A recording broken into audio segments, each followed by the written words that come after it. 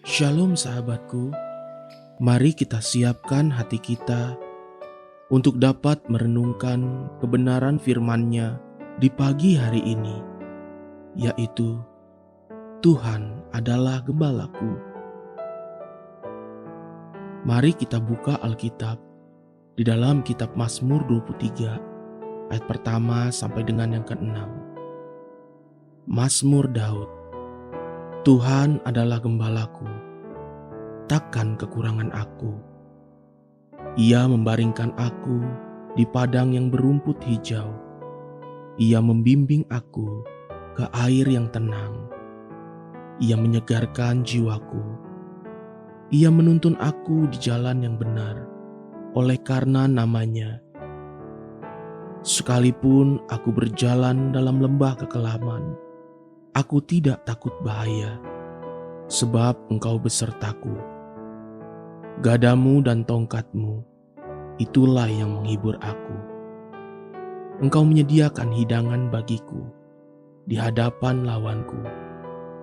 Engkau mengurapi kepalaku dengan minyak, pialaku penuh melimpah. Kebajikan dan kemurahan belaka akan mengikuti aku seumur hidupku, dan aku akan diam dalam rumah Tuhan sepanjang masa.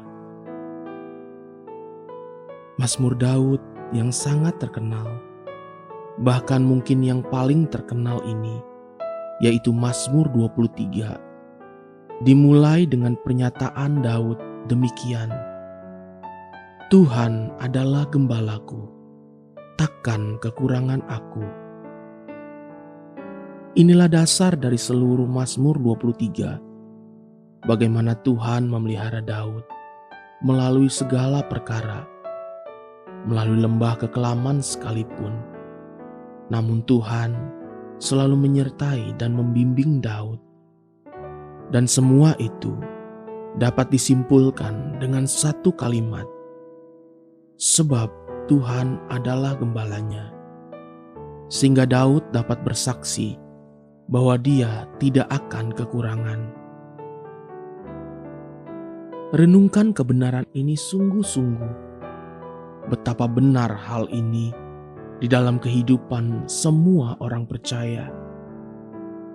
Apabila Tuhan sungguh adalah gembala bagi kita, maka pasti kita pun dapat bersaksi seperti Daud. Aku tidak akan kekurangan. Anak-anak Tuhan yang menempatkan Tuhan sebagai gembalanya, mereka akan taat ketika dituntun oleh suara gembala agungnya. Berapa banyak kita justru menemukan diri kita jatuh dan terjerumus ke berbagai masalah yang membuat kita sampai mengalami kekurangan, sebab kita sendiri yang tidak mau dituntun oleh kebenaran firman-Nya. Ada banyak anak-anak Tuhan yang terpaksa harus meminta-minta demi untuk membiayai kehidupannya. Bukankah Tuhan yang adalah gembala agung itu tidak akan membuat kita kekurangan? Kenapa ada anak-anak Tuhan yang sampai kekurangan, bahkan sampai harus meminta-minta? Ibrani 13 ayat ke-5 berkata, janganlah kamu menjadi hamba uang, dan cukupkanlah dirimu dengan apa yang ada padamu.